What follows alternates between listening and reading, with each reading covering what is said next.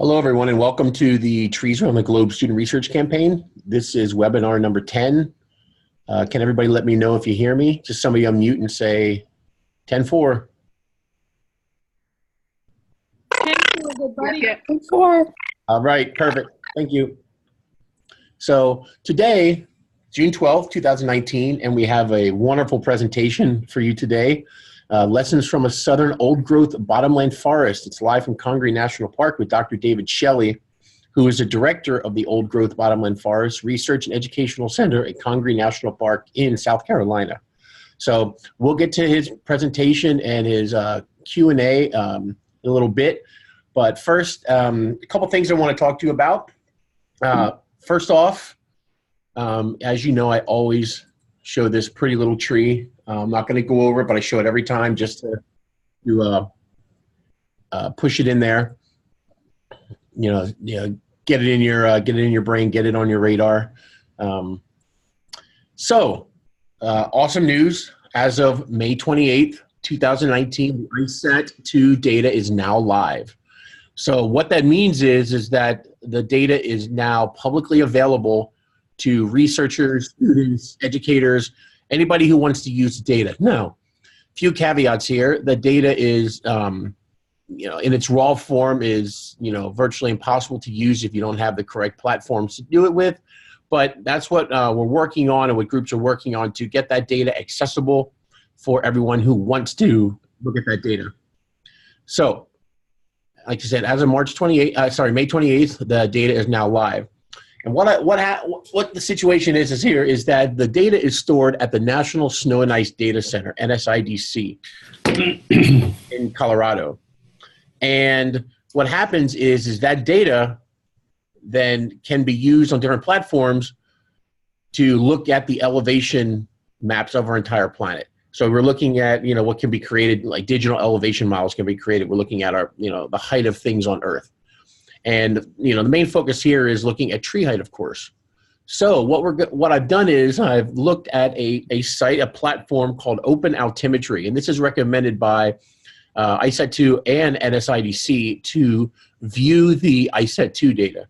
So I put together an albeit rough tutorial just showing you where you can grab and look at the globe data on the GlobeViz page, and then also on the Open Altimetry. Now, once again, a few caveats here. Sorry for saying that word so often, but the data is only available right now up until December 31st of 2018. There's a latency in the data generally, but it's a little longer right now because the data is relatively new still. So when you're on Open Altimetry, you'll see what I'm talking about once we get onto the site. But with the Open Altimetry, you can look at the data, but only up until December 31st of 2018 right now. The ISAT-2 data normally will have a latency time of about 45 days. So the data can be gathered and processed and get up on the platforms that are necessary for research purposes, or for students, educators, research scientists who want to use that data, depending upon where on the planet they want to use that data. So hopefully, well, I should say hopefully it will. The data will eventually catch up to that 45-day latency. It's several months now. Actually, it's about 6 months now, but it'll catch up over time. So you'll see on the Open Altimetry, there's not a ton of data out there yet to look at, the comparisons between the globe tree height data and the tree height, the forest tree height data from ISAT-2. Now, even though there are, a lot of data points out there because of all the photons being fired off by the satellite, there's not a lot of data to compare, meaning that there's parts of the Earth that, that the data is not available yet on Open Altimetry that has actually been mapped, but the data is being processed. So, look for that in the near future that it comes up. And when we get more data available from ISAT-2, we'll be doing some more tutorial videos on how to look at that data more specifically. So I'm going to show you briefly this video I just came up with, and please note that this is the first one. This is the intro, so I went back and forth between the Globe website and Open Altimetry. So I hope this helps out a little bit. I'll post a link to, actually there is a link to this in the latest blog on the campaign website. that you can check out, but I'll post the links to all that stuff once we get the recording of this webinar available, and then we'll go from there. So let me start this, and you can take a look at this, and we'll start this, and then we'll head out into the old growth bottomland forest. Hi, this is Brian Campbell at the National Wildlife Facility and the lead for the Trees Around the Globe Student Research Campaign. So what I'm going to show you here, this is a quick tutorial, and it's the introductory tutorial, so we'll have more to come in the future. But this is just to show you, since the ICET2 data is live, where you can look at your data on the GLOBE program and the ICET2 data on a website called Open Altimetry. First of all, I want to show you the ICET2 data was released on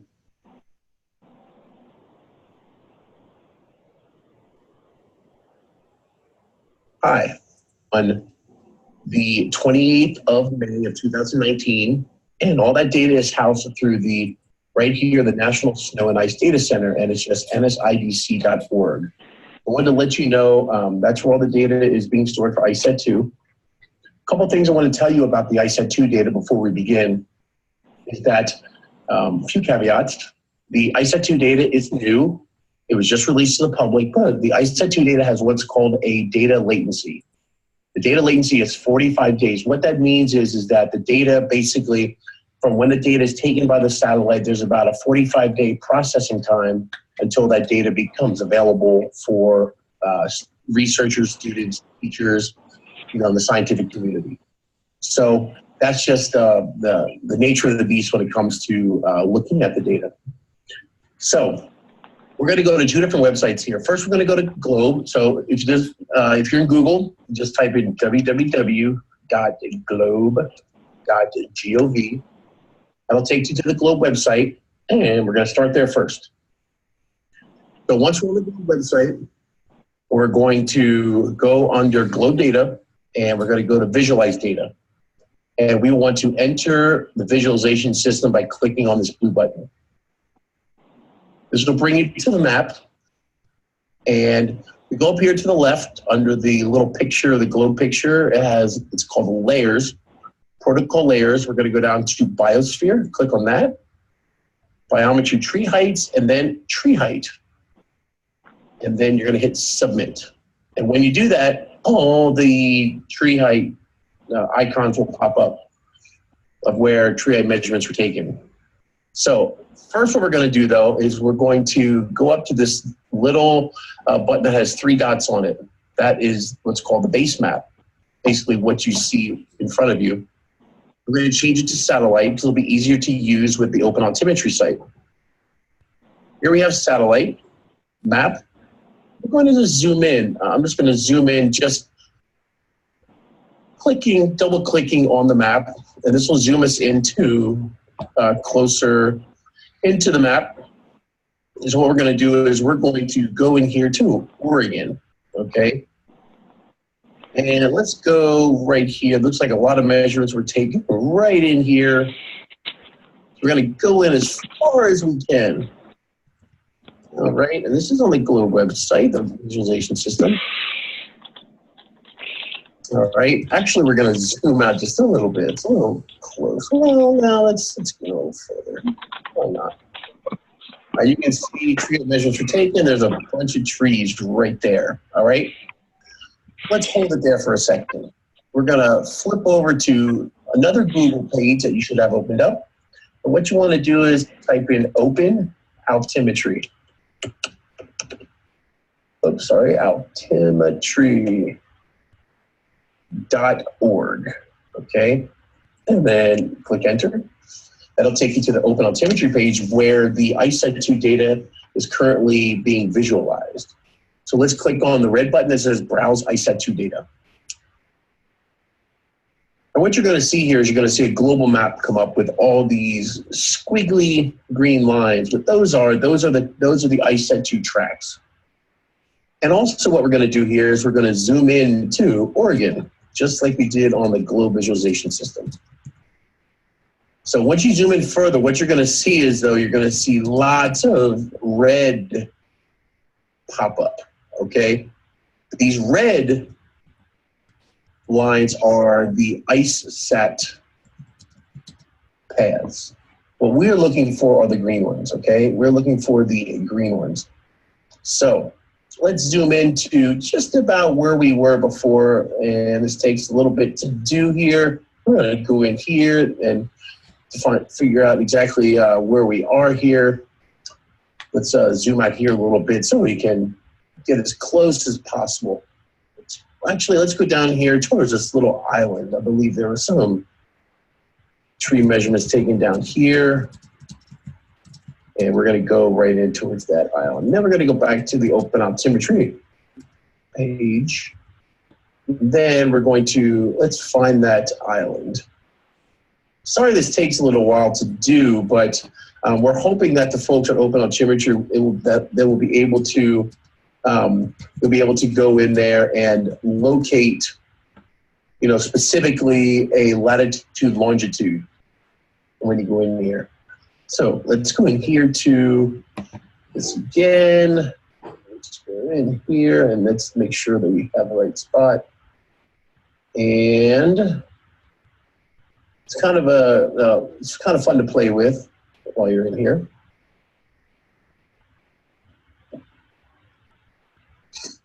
All right, so let's go find that one again. Sorry, this is taking a while.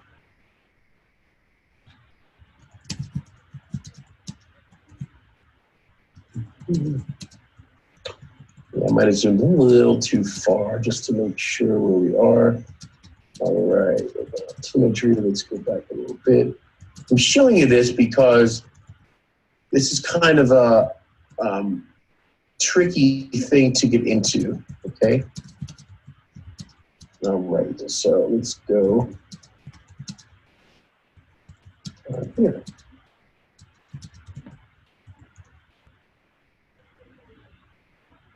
There we go. There it is.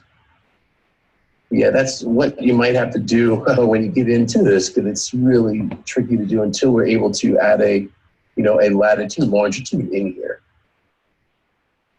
All right, so we are at about the same location. Let's just go right here. Let's go to those tree measurements. Let's center it in there.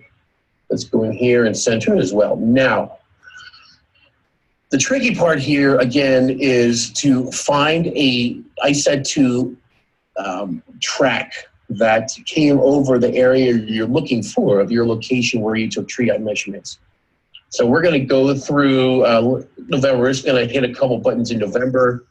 Let's see if there's one here, 23rd, 24th, 25th. Oh, there's one that popped up. You can see all these pink and bluish dots here.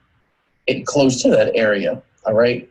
So here we have a lot of these pink and blue dots. So we're gonna zoom in as far as close as we can. That looks like that's as close as we can get right now with Open Altimetry. And let's go back to the globe data.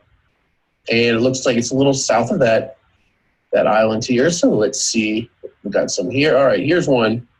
Here's a couple tree measurements in here. So let's zoom in there further. So first what we're gonna do is let's click on that icon. Looks like it's in a nice grouping of trees here. And that is taken by the College of Earth, Ocean, and Atmospheric Sciences. And I believe that is Peter Nelson at Oregon State University who took these measurements. So he has a couple tabs up here. And the first one is measurement, and it shows you exactly what the tree height was, 17.52 meters at an elevation of 926.9 meters. We have data counts. Looks like we have one measurement at that time. Info for different school sites. This is the site info, so this tells you at this site, what the latitude, longitude is, and if there are any photos involved here. There happen to be no photos here. That's fine. So let's go back to the measurement tab. All right. So let's stay right here, and then we're going to go to the Open Altimetry page. And as you can see, it looks like there's a little parking lot down here, okay, just north of that parking lot. So let's find that parking lot here. All right, there it is right here. So now what you can do is this little box that says select a region. Click on that, And then you'll see a little plus cursor on the map. So what you do is you hold it down and then you pull it out, and you can choose the same area where you took the tree height measurements. So let's do that. When you let go of that, what happens is a groovy map pops up. This shows you the elevation along the track. So this is a way that you can then look at this data and compare. So I'm going to show you, if I happen to click on one of these photons, okay? It's like the closest one here, it's right above the parking lot. So this one's right above the parking lot, so we'll click on that photon right there. I'm pausing this a second because if you look up at this, the graph that you see, you'll see elevation that are in the negative numbers. And I reached out to the project scientist for ICET2, and I sent him this information, and he saw that this was an error. They don't know if it was an error from ICET2 or if it was an error in the putting it up on the processing the data and putting it up on Open Altimetry. Because around here, and correct me if I'm wrong, Peter, is that the elevation, averages around like about 900 meters. So I noticed this, I thought something was off on this, so I went and sent this info to the ICET2 team, and they're looking into it right now. So just wanted to show you that if you see something, when you're doing some of these comparisons that just seems off, let me know, and we'll get it, because there are so many data points, millions and millions and millions of data points out there spread out across the planet. But what you can do is, let me know if you find those things.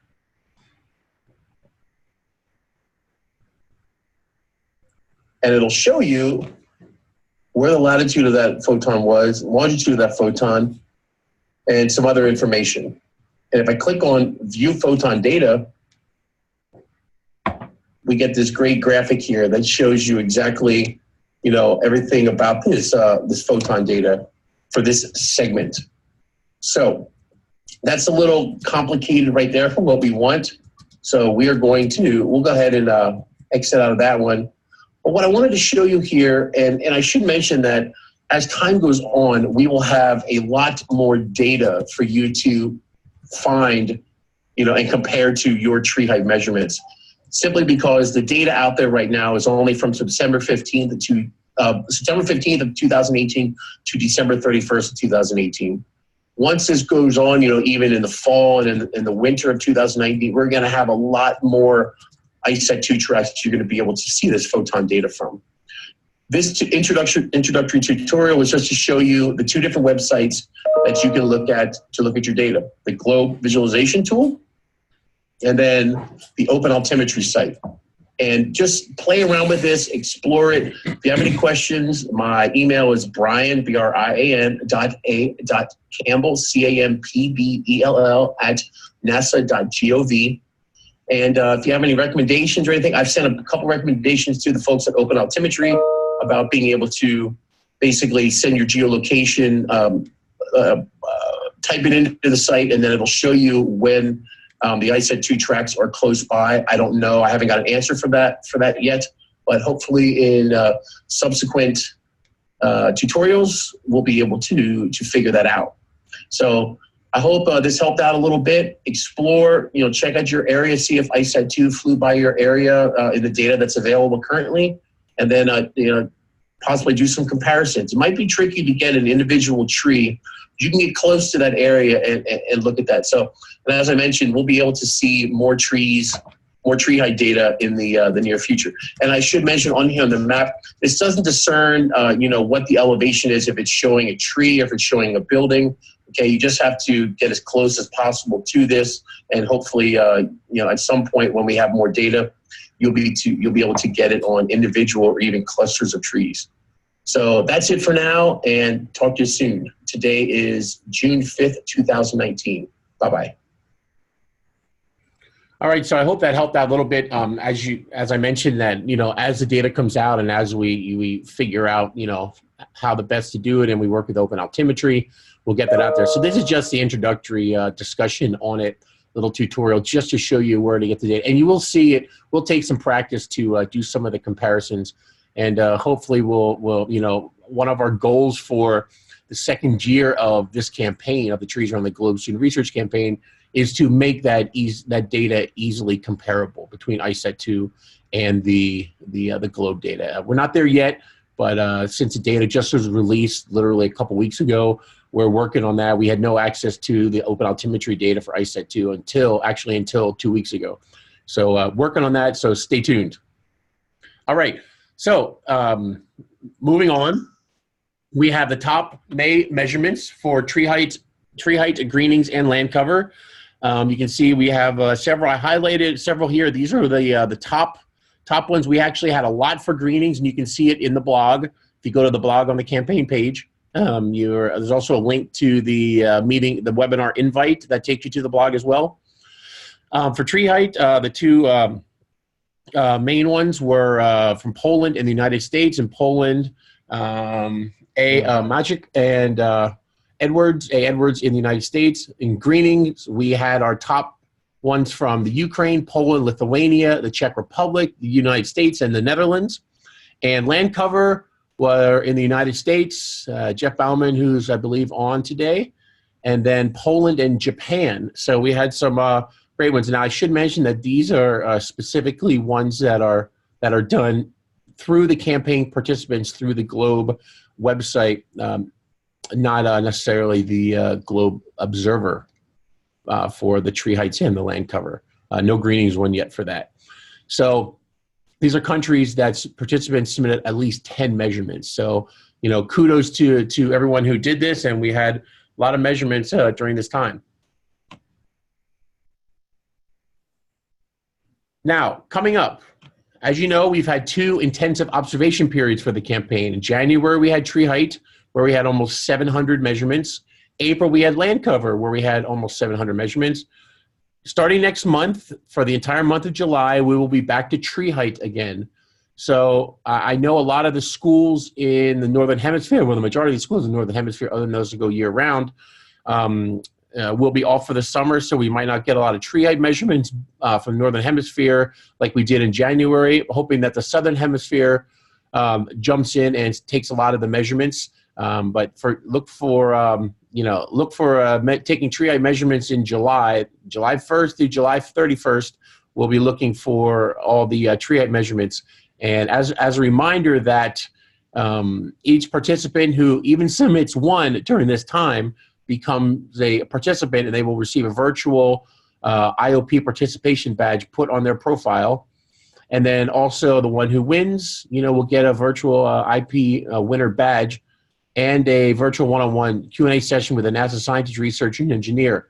And Mr. Bauman, Jeff Bauman, who's on, he was the winner for the land cover one in April, and he and I have to just talk about what type of presentation and who we'd like to talk to with his students. It might have to be the beginning of next year, because I know the year is just about, I think it's over. I'm not sure it's over, Mr. Bauman, I believe.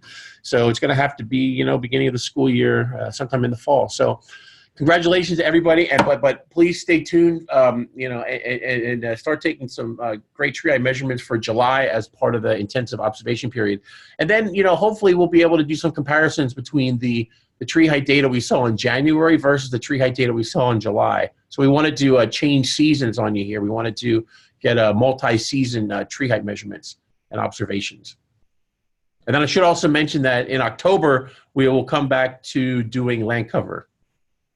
And by then, the second year will begin. So here's just the little shareable for tree height. And should also mention that we've had over 5,000 tree height observations since the NASA Globe Observer Trees tool was released. So I hope you guys take measurements on that when you can. So it's a super easy thing to do. It takes a matter of a couple. Once you get used to it, it takes you maybe 30 seconds to a minute to do an actual tree height measurement. So it's pretty simple stuff. And year 2 of the Trees Around the Globe Student Research Campaign will be coming September 2019. So stay tuned for that. We're going to do some planning this summer. And as I mentioned, one of the ultimate goals for this is to be able to have you easily compare the GLOBE student data for tree height with the ICET2 tree height data. Now, let me jump into our featured presentation for today, Dr. David Shelley. I wanted to show you this. This was created by Peter Nelson at Oregon State University. He's on right now, and he is the campaign co-lead. And he did some animated GIFs of the Congaree National Park area. And as you can see on the left, well, Peter, if you're on, I don't know if you can talk, because I know Peter's in Alaska right now doing a workshop, but I don't know if he can pop on. We can hear him, or I'm not sure, but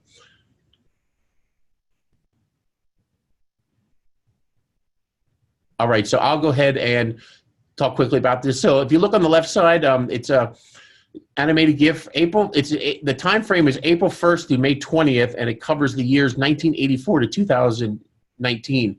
These are called leaf on, so you can see all the greenings involved here. And then December 1st through February 20th of the same time frame, 1984 to 2019, the leaf off. And there are amazing amount of things that you can look at and explore on these maps. We can't get into everything now, but you can see, you know, where there might have been flooding. Oh, okay, let Peter hop in here. Go ahead, Peter.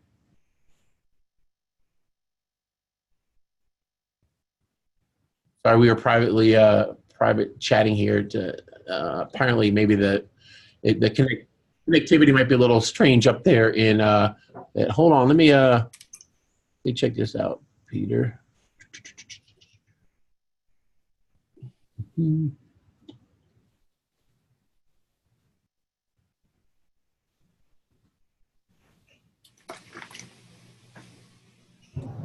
All right, can you hear me? Yep. Wonderful. Yeah. Thank you so much for showing this, Brian. So you explained this very well. And what I am seeing is the change over time. And this tool is available to you. And Brian will show you how you can actually do this. Thanks, Brian. Take it over. All right. So yeah. So after Dr. Shelley's presentation, we're going to jump into a tutorial that Peter created to show you actually how you can do these, you know, these Landsat time series GIFs. So it's a really cool video, and it shows you the process that goes into it. But we will wait until the end for that. So without further ado, let's jump into today's presentation: lessons from a southern old-growth bottomland forest live from Congaree National Park. Sorry it took a little longer than I wanted to, David, but I just wanted to make sure everything was covered. So I'm going to go ahead and stop sharing, and you can go ahead and share your screen. Wonderful. Thank you very much. So can you see now? I see, yes. Hold on.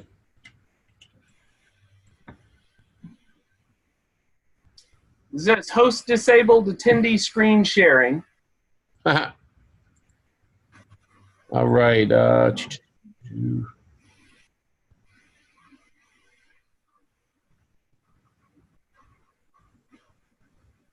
sure why. I think we ran into that issue on another one. So let's up. There you go. See if you can do it now, David. Stand by. Zoom has its own weird things that it changes things up on you. There we go. All right. All right. Good to go. Well, thank you all so much. I really appreciate the invitation. And the animations there look fabulous of Congaree. I'm recognizing, like, oh, I know those floods and those forested bottomlands. So my name is Dr. David Shelley, and I am with the National Park Service Old Growth Bottomland Forest Research and Education Center. I always joke that our acronym is OGBFREC, which is just very cumbersome. So I hope that's worth a couple. I usually watch for reactions in a live audience.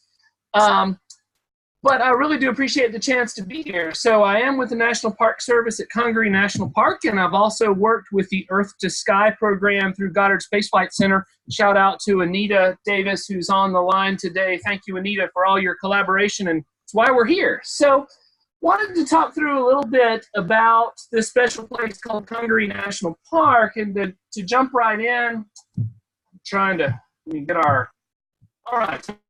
Here's a pretty picture of our boardwalk and a quick outline of where I'd like to go in about the next 20 minutes or so. A quick welcome to Congaree, give us an orientation, talk a little bit about champions, pines, and vines, and I just kind of a grab bag smorgasbord dip into our research archives with 3 kind of case studies of things we've been doing and studying about this forest, and then a slide on unanswered questions and a couple of research areas that we'd still like to pursue, and then some reflections of, what an old growth forest is different than an urban forest, and different than a lot of the, the woods maybe around our houses or second growth forests. So this is more of a personal reflection.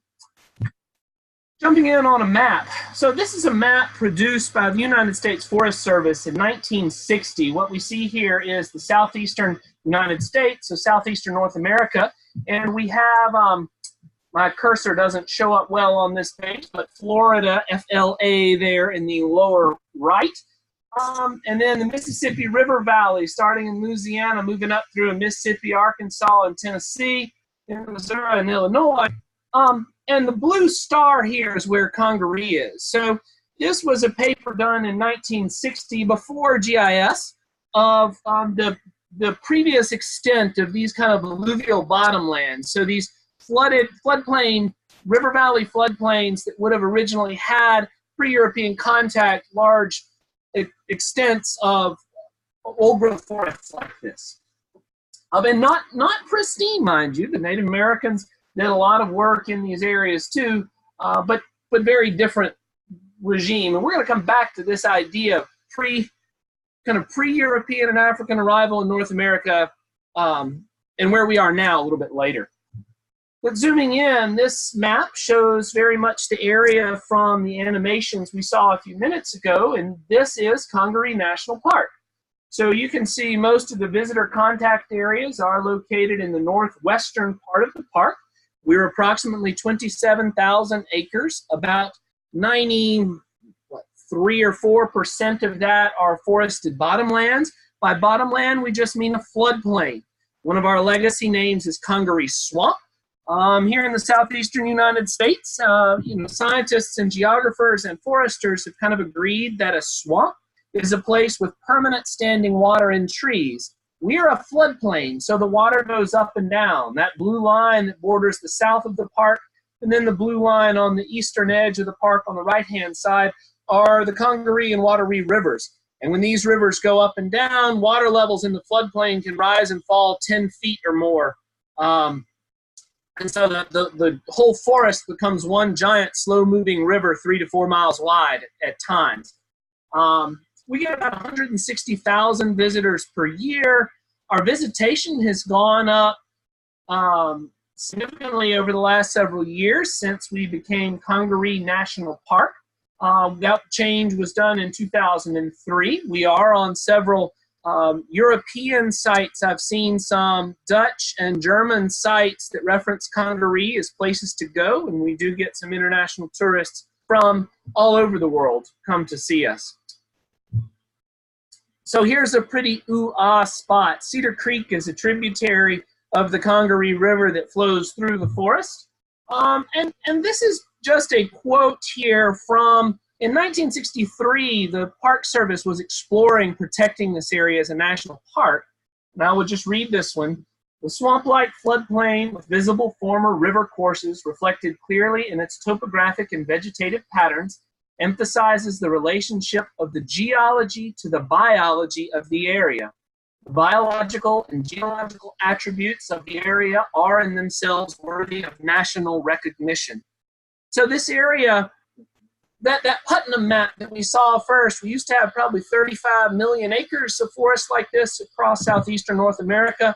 Today, well over 97% of that is gone, and Congaree is very defensively the last largest and best preserved intact remnant of such a forest landscape.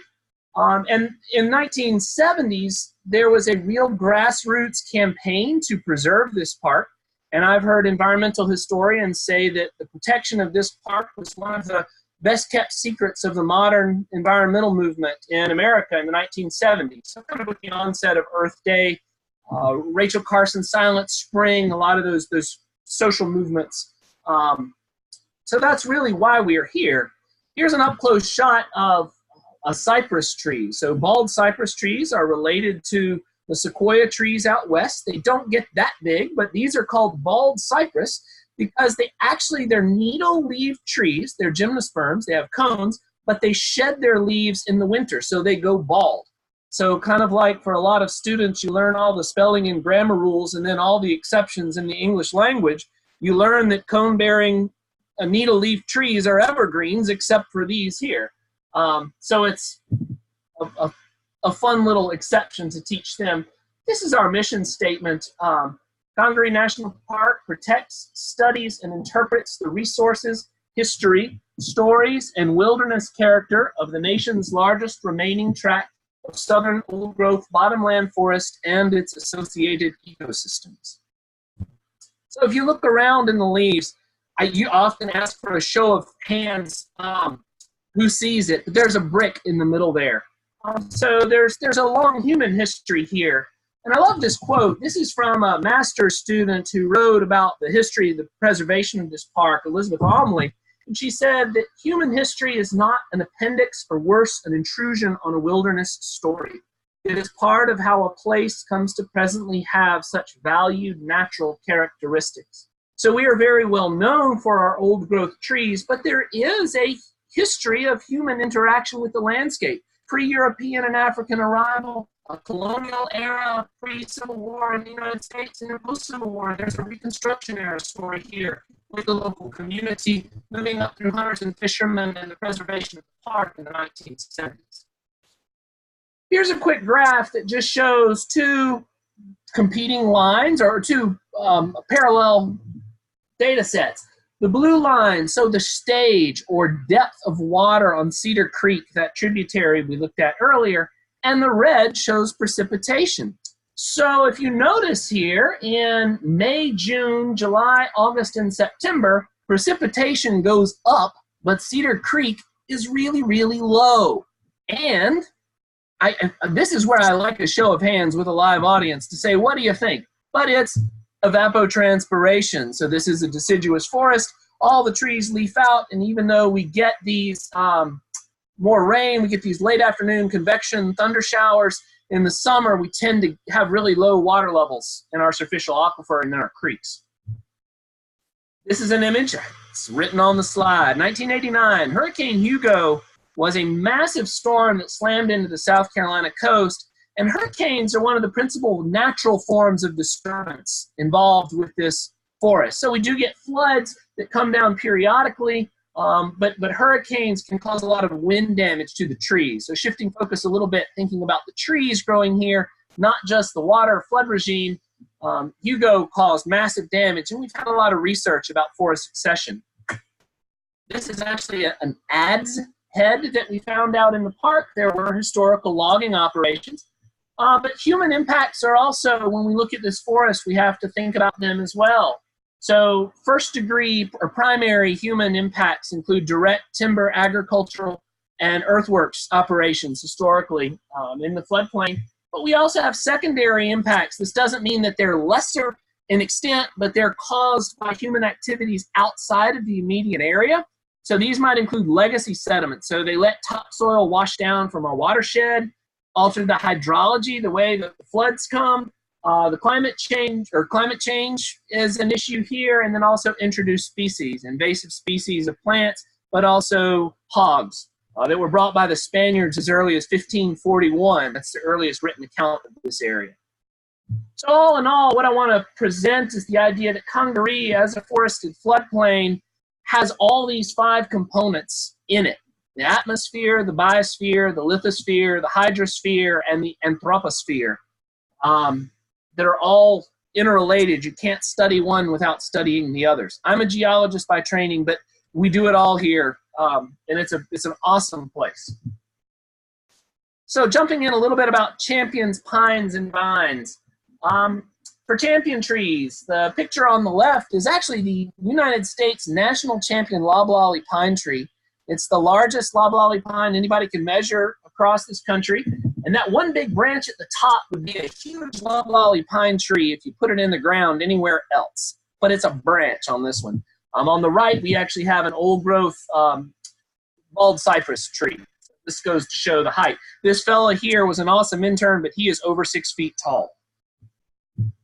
And this is a diagram that shows how scientists measure champion trees. We take 3 measurements. We measure the circumference of the tree in inches, the height of the tree in feet, and the crown spread of the tree in feet. But we only take 1/4 of the crown spread. And the tree that gets the biggest score or points for its species wins the title. Maybe the biggest in the state, maybe the biggest in the country.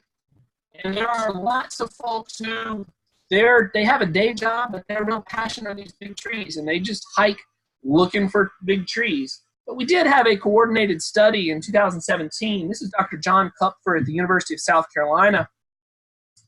And we have the highest density of champion trees in North America. So in terms of different species, different kinds of champion trees and champion class trees, Congaree is it. A lot of these may be smaller trees that you would see in an urban area, but when you come out here, they're just really big.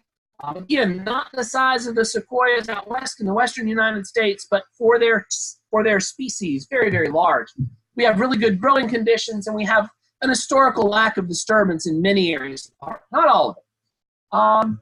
So that survey showed that we had 33 trees that were state champions. That's 33 trees of 32 species. 2 of those are a co-champion, and it has to do if they're within 3% of the total point value. And then there are 2 trees that are national champions. Clemson University here in South Carolina maintains the National Champion Tree Database, but there are many state agencies across and other universities across the country that maintain other databases of state champion trees. And work is ongoing. We're always out there looking for new trees. So one of our park founding fathers is still around, and he says, you know, if the champion tree goes down out there for a lightning strike or a disease, that's okay because we got a heck of a JV team. So we just have this large population of champion class trees. Shifting from champion to pines, these are 2 different pictures of a very large pine tree that's one of the You Are Here spots at Congaree National Park. And so visitors come and get their picture taken by this tree. It is right by the boardwalk. That is me on the lower right. And these are some other campers that we had enjoying the tree. These are folks from the local community out having fun around the tree. It is a massive, massive loblolly pine tree. This is not the national champion, but it is actually bigger around than the national champion. One of the things I love to do, especially with school children, is to start by asking them, who's the best athlete ever? And they'll immediately start popping out names. And then there's some kind of friendly, oh, well, I think so-and-so is better than so-and-so. And then you're like, well, you're talking baseball and basketball. And if we're talking football, are we talking total title rings, total yards in a season? And the students realize that they already deal with complex data sets. So it kind of helps them wrap their head around being able to take multiple measurements and compare them in multiple dimensions. And that's a very effective strategy that I've found for getting students engaged and thinking about different ways to measure trees. But when we look at our loblolly pine trees across the park, they're clustered into very even-sized stands, but these are also even-aged. I'm not showing all of the tree ring data, but we did have some of these trees poured back in the 1990s. And so we have these little pockets of even-aged pine trees. So we do have the national champion. We have clusters of relatively even-aged and even-sized trees. But when we look in the understory, we have low seedling density. So the density of seedlings that are regenerating naturally today, under today's kind of ecosystem regime, is not enough to replace the canopy population that we see. So we're thinking about some long-term landscape changes, and it might help to tell you that another name for loblolly pine is an old field pine. So a lot of these loblolly pine trees, the conclusion of the researchers is that they were actually growing in old, small agricultural plots. These were not large clear-cut stands, but maybe small operations by slaves or by various folks farming over. Really, the oldest loblolly pine tree we have would have sprouted approximately 1765, so before the American Revolution. But every wave of folks near the area since then would go out and maybe find a dead tree, there's a patch of light on the forest floor, and try and grow corn in it for a little bit, maybe work the land a little bit. They're not going to clear it all, but they're going to work it. So the loblolly pines we have, including the national champion, actually represent historical human adaptations to the landscape. So these are also witness trees. We talk about that tree sprouting in 1765. So we can talk about the whole sweep of Southern history in the United States with all of our lumps and bumps. It's not all a happy, fun story, but this is still a chance to experience that landscape very, very directly. And indeed, a tree that was here before the American Revolution would have heard the cannon shots from a battle fought 3 to 4 miles away, would have seen slave-built earthworks out there, would have seen escaped slaves, would have seen slaves during, or emancipated slaves during Reconstruction, maybe out fishing in the lake that's right behind that tree. They would have seen hunters and fishers. They would have seen moonshiners having stills, making alcohol out there. They would have seen all these different patterns of American history and heard the ivory-billed woodpecker, which is now extinct. They would have heard, they remember those sounds. And the Carolina parakeet is now extinct, and the Bachman's warbler. So with their witness trees. So shifting a little bit to vines, we have lots of different vines in the park, and vines are also called lianas. And they're actually a very important part of forest ecology. There's a lot of research done on vines in the tropics. They can alter tree canopies and assemblages of tree communities, and how those communities are affected by disturbance and respond to that disturbance. And we have a very, very good data set from Congaree about our vines.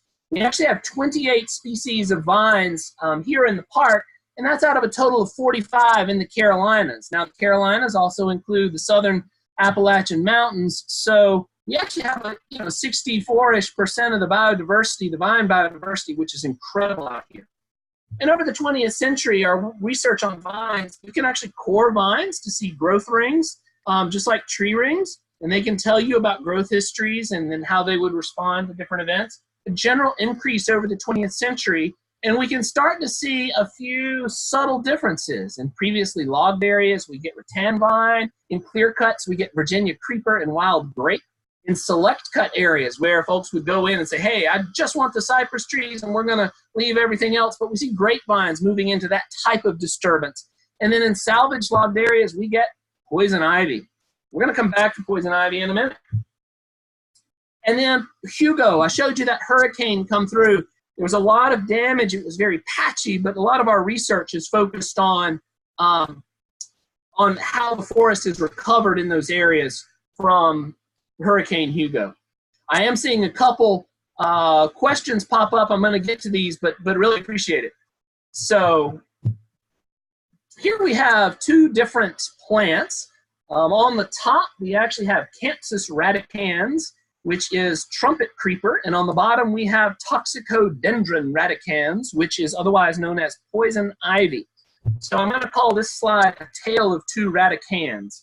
And we had a researcher who really went out, and he was immune to poison ivy, didn't get affected, but he went out and he collected tree cores, so tree ring cores, of the trumpet creeper and the poison ivy to see how they responded, and then took notes about what kind of trees did they prefer, just kind of as a comparison data set for how do these vines maybe, how do they compare and contrast in their relationship with the forest structure. So trumpet creeper preferred younger trees, and smaller branches. Gets way high up there, but that also makes it susceptible to wind. So when we do get storms, the wind will blow the trees containing the trumpet creeper down, and the trumpet creeper actually gets hit hard by those winds. Poison ivy, on the other hand, really prefers big branches and trunks. In botany speak, it's a trellis. The trellis is what the vine climbs on. So poison ivy likes these really sturdy trellises, which makes them pretty resistant to wind damage. So that means that when a storm does come through, it knocks down the little stuff, and poison ivy's like, oh, all of a sudden I got a lot of light and I can grow. And so poison ivy can actually experience what's called a growth release. Now, net of specific growth releases, this fellow also mapped out the tree ring growth increments. And here's the data they got. So the Campsis radicans data, the blue line with the black diamonds on top, shows a fairly stable growth rate over time. There's a lot of variability, but it's not really, really jumping. Look at the poison ivy on the bottom, though. Back in the late 1960s, our growth rates are less than 0.5 millimeter per year. And by around 2000, they're about 1.5 millimeters per year. Now, the last two measurements there, 2006 and 2007, we actually had a drought going on, and there were some other things that complicated. But let's just take it. We're still over 1, which means we've seen conservatively a 200% or 100% increase in the growth rate of poison ivy, which is a lot. What's interesting is that there was an earlier study, so this was released in 2010, but back in 2006, there were some researchers at Duke University in North Carolina doing experiments with poison ivy. And they showed that for poison ivy, carbon dioxide can be a rate-limiting nutrient. So under normal circumstances, you know, plants, they need a balance of things, just like we need a balanced diet. Plants need a balanced diet, but sometimes there's one thing holding them back. And what they found is that under elevated carbon dioxide, this is a graph or a graphic produced by Climate Central, wonderful website with a lot of great infographics. Under elevated carbon dioxide, poison ivy grows bigger. It makes more of the toxic oil that gives you the itchy rash, and the oil that it makes is more toxic. So there's a lot of evidence that poison ivy responds to this CO2. Now, poison ivy is an exception there. For a lot of plants, you'll hear people talk about, when we talk about climate change being human caused, you know, that carbon dioxide traps heat. You can do that experiment in a high school laboratory if you're careful. You can show that. But when we see this effect, a lot of people say, well, carbon dioxide is good for plants. That means more carbon dioxide is good. That actually doesn't work for most plants, including things like corn and wheat. In the absence of other nutrients, elevated CO2 may actually suppress growth. Poison ivy, though, is the poster child for a case study of a time when that works. So this is just interesting that we can, using with this slide, we can replicate these experiments under controlled conditions.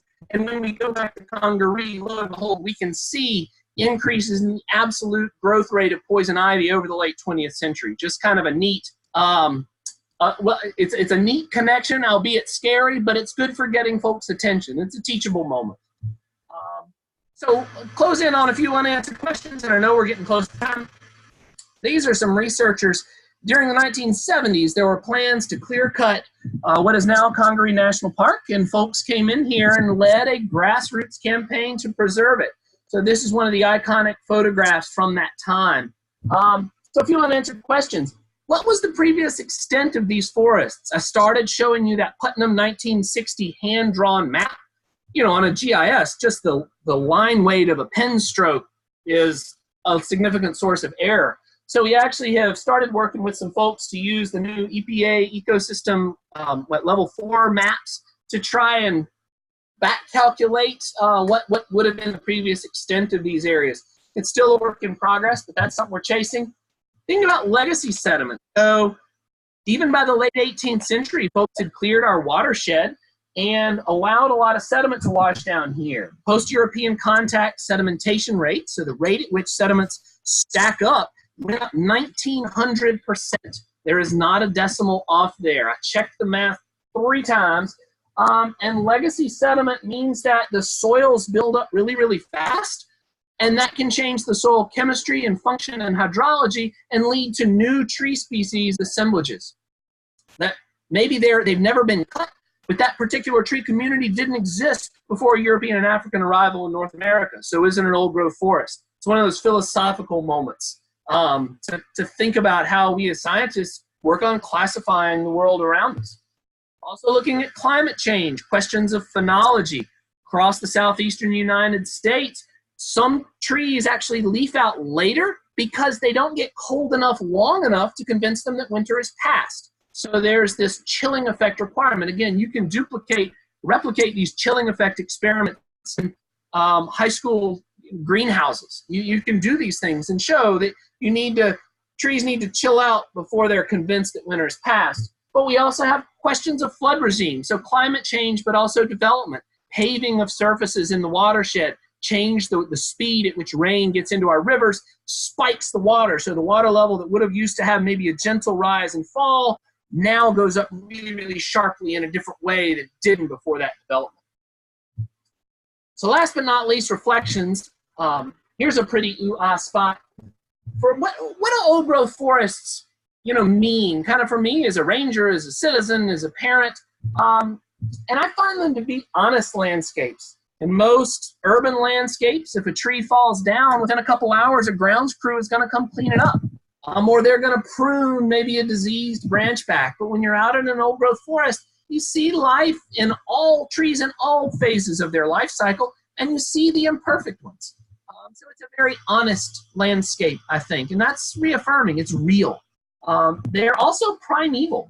So, you're not used to trees this size, and if you think through the lens of a paleobotanist, the picture behind the words here, you've got algae on that tree. You've got moss growing on the tree in the front left corner. You've got a fern right around the corner that are there, the pteridophytes that have spores. The tree itself, that was a Loblogypines, it was a gymnosperm. And then you have the angiosperms, the broadleaf trees. Right there, you have over 500 million years of plant evolution in like a few square meters. So it's very primeval, just the way it feels and sounds with the birds. But it's also historical. Last slide here. A lot of time our perceptions of time, we tend to think of history maybe back to 1,000 years ago. And then as a geologist, we think of deep time. We get this 10,000 to 1 billion years. But there's this big gap in there. So we either tend to separate our brains into history or geologic time. And old growth forests are awesome at filling that gap. So this landscape, you have this connection, this witness tree. Some of the big bald cypress trees out there are arguably, 1,400 years old. So they well remember a time long before Europeans and Africans had arrived when the Native Americans were here, fishing, hunting, all sorts of things. So just that perception of time, old growth forests are very good for that. So closing out here, I have to have one last Wendell Berry quote. I find this one moving and inspiring. No matter how much one may love the world as a whole, one can live fully in it only by living responsibly in some small part of it. So what everyone here does in contributing individual measurements to the GLOBE program, but also teaching children, teaching your communities, just being this voice for science in the community is so real and so important. So I just appreciate that quote. I want to thank you, and I'm going to turn it back over to Brian. I'll leave my mic on if we have time for a question or two. All right. Thank you so much, David. That was great. I learned so much because I knew absolutely nothing about the bottomland forest, so that was wonderful. So we have several questions here. I'll start from the first one from Tushia. It says, do you check the species density over a period of time when analyzing data? So we do have multiple, so we don't do as much research in-house, but we collaborate with a lot of academic researchers from different universities and organizations, and many of their studies do involve plot data tracking species over time. After Hurricane Hugo, one of the researchers from University of Georgia, Becky Sherritt, who passed away last fall, kind of the matriarch of these bottomland forests, forest ecology, she set up 10 plots and took measurements every 4 years, in many cases, of individually tagged trees, and looked at successional patterns in areas that experienced high damage, medium damage, and no damage of the park. That project has now been taken over by a researcher at Clemson University, Dr. Bo Song. And so, yes, we are tracking density and biodiversity in those plots down to a tree level in many cases. But that's obviously very complex work. Okay, and a question from Eric Brown. Are there any long-term changes in the water table at the park and any impacts in different parts of the park? Yes. So when we look at the human history out here, there were several attempts at 19th century agriculture, but we also had lots of 19th century floods. And what seems to be happening is it's kind of an arms race. The folks were trying to build dikes out here, not to grow cotton as they often did on the coast of South Carolina, but maybe to grow corn inland. But the dikes were not meant as impoundments. They were meant to keep water out. that they would try and build these dikes, and then the floods got bigger than the dikes. So based on what they knew, the floods get this high, let's build a dike, and then the floods got higher. Because at the same time, folks were developing the watershed. Our watershed, all told, is about 14,000 square miles, slightly larger than the state of Maryland. So there have been big changes in how floods come from our watershed. Now, during the 1930s, we saw a sharp drop back in the way those floods came. For a long time, a lot of folks thought that was due to the emplacement of a dam upstream from us at Lake Murray, South Carolina. But recent research by the U.S. Geological Survey suggests that the reduction in big floods in the 1930s was due to forests growing back in our watershed. That's during the Great Depression. We had changes in agriculture, improvement of agricultural techniques, a lot of land growing back, previously farmed land growing back, but also potentially some mesoscale climate cycles in there. Those big change, those post-1930s changes to the park do appear to impact water levels, groundwater levels a little bit.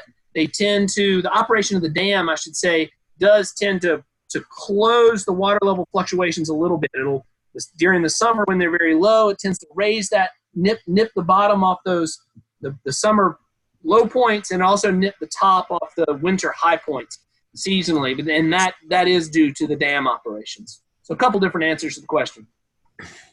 All right, thank you. And it looks like the last question in the chat, our locust trees, Robinia pseudoacacia, were imported to Europe in the 16th century from the Appalachians.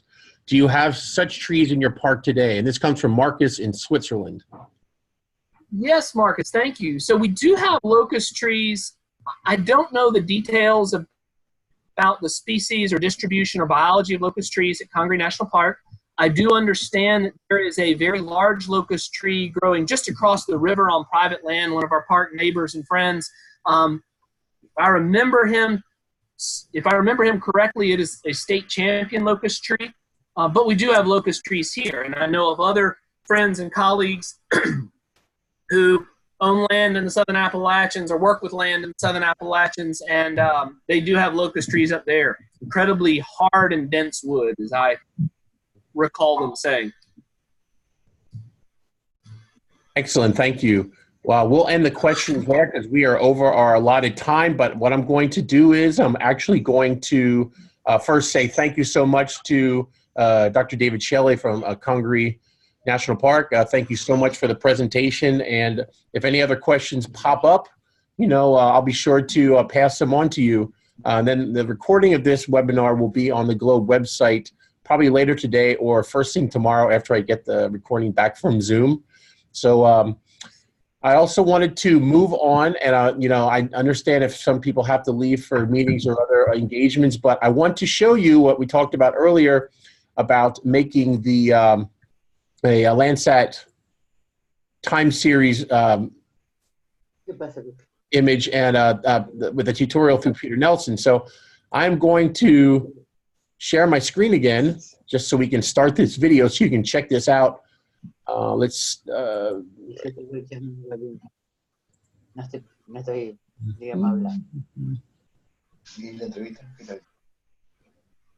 sorry, it started from the beginning here. I have to pop it up. I'm trying to get this started.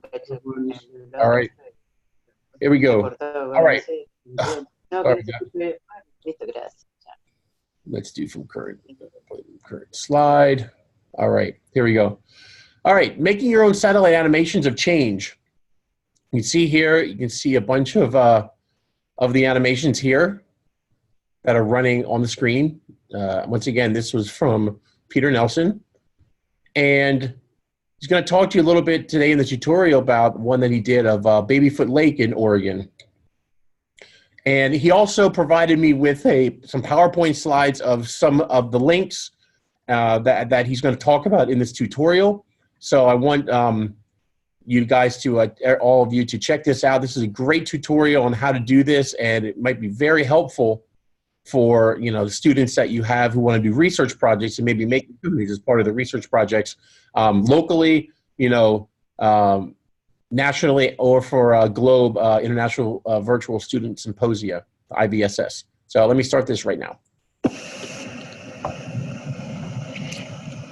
Today we're going to demonstrate how to create your own Landsat time series animation to show what's happening in an area that you actually care about. And so to do that, we are actually going to be using a tool built using Google's Earth Engine, which is a platform that Google has created that actually has a library of satellite images that you can access and you can process. It is powerful because it is a cloud platform that uses all of the different computers to do some remote sensing analysis. This isn't the only way to do this, but this is a quick, powerful way for you to make your own stories. So I'm going to walk you through.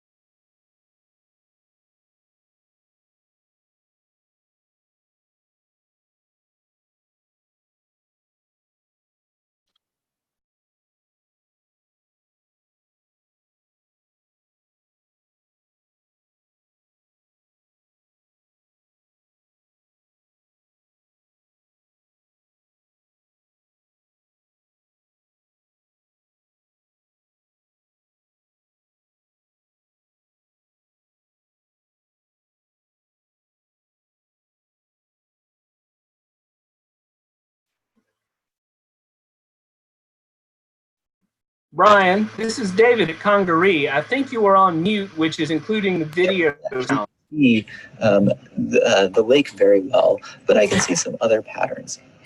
So I am just going to demonstrate this. You might zoom in, you might zoom out.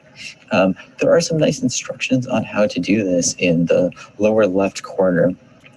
But what we want to first define is what is the time span or the years that we want to look at. Since we're using Landsat data, we have the ability to start in 1984 in many locations, not all, but many locations.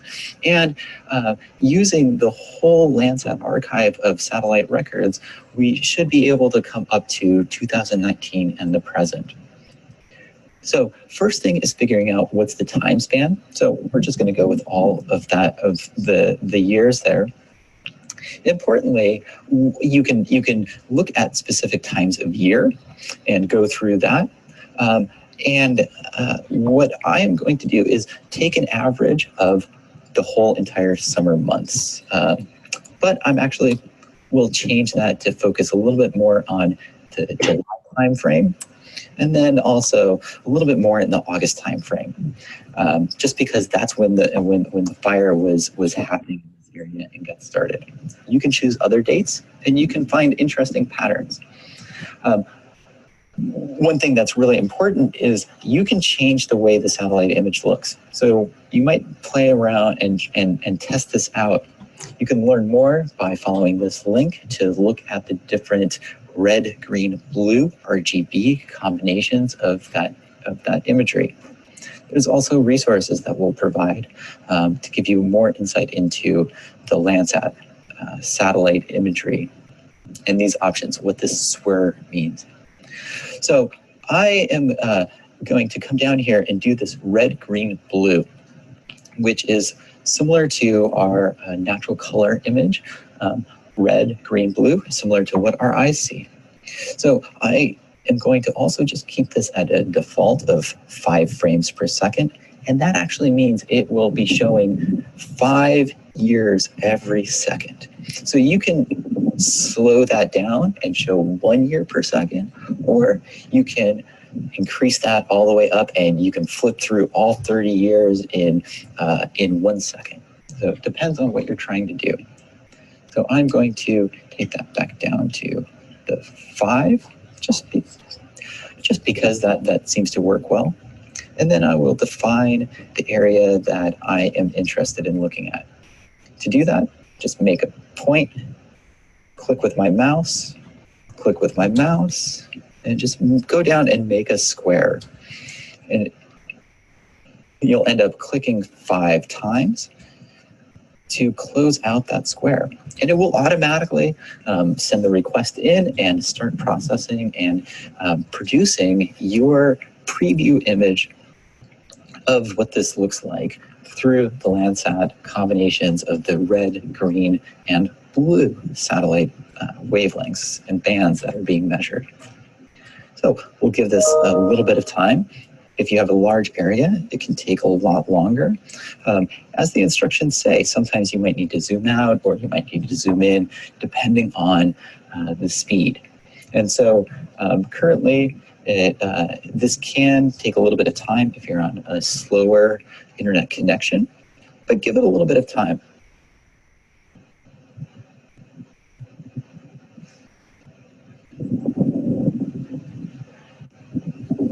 Okay, and as this finishes up, what you see is the satellite imagery coming through. And in this case, it's really dark. I can't really see what's going on. And then all of a sudden, it lights up and turns brown. And that is the wildfire that goes through. And in this natural color combination of red, green, blue, our forests in this area, the trees are really tall, and they cast a lot of shadow. They're dense, they're close together. And then when the fire comes through, as we were looking at, it burned up a lot of those trees. And that's what we're seeing in this animation. Now, I recognize this is really blurry because we're zoomed in and that is the resolution of the Landsat satellite. So one thing that we can do is let's clear that out a little bit. And I am just going to zoom out 2 levels so that we can get a little larger area and which is closer to what makes some sense when we're looking at Landsat data.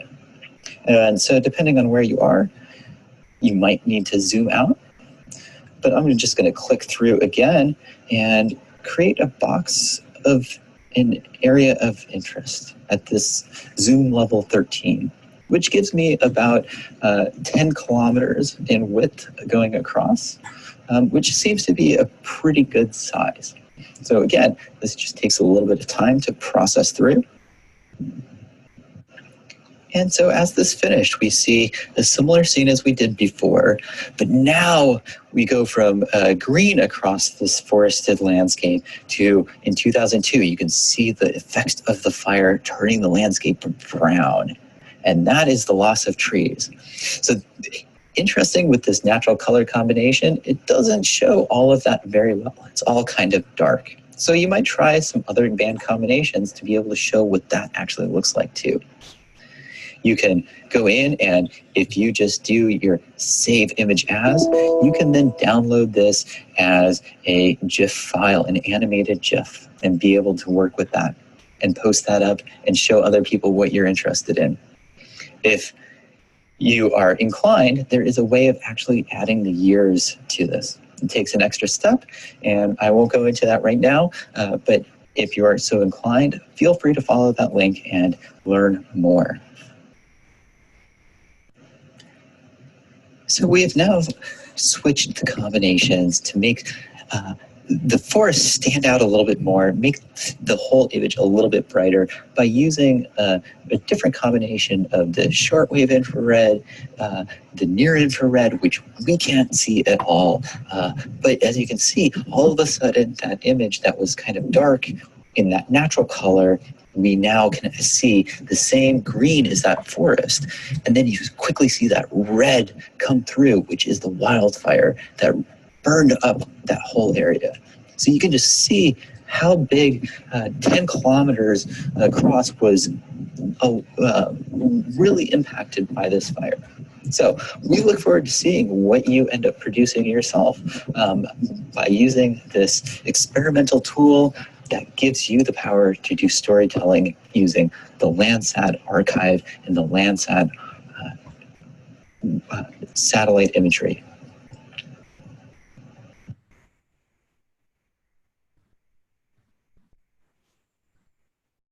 All right, so I hope that tutorial was fascinating to you as it was to me. A great way to, to help you visualize that Landsat data. So thank you, Peter, for doing that.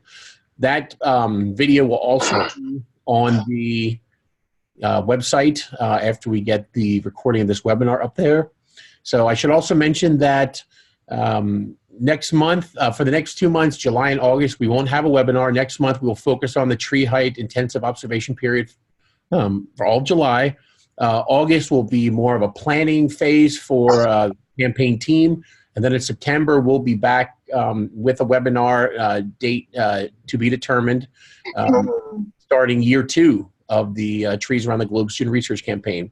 So I apologize if this went over a little while, but we hope you have gained a lot of great insight on this. And, thank you for participating in this. This was great. Anybody have any final thoughts or questions?